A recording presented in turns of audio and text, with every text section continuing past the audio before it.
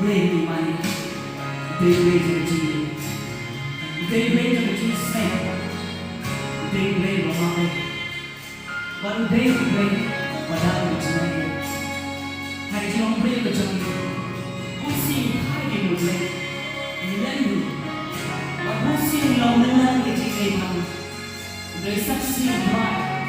em nói đi, và nhìn đây, em ta cái chị đây, và xin chào, về chị.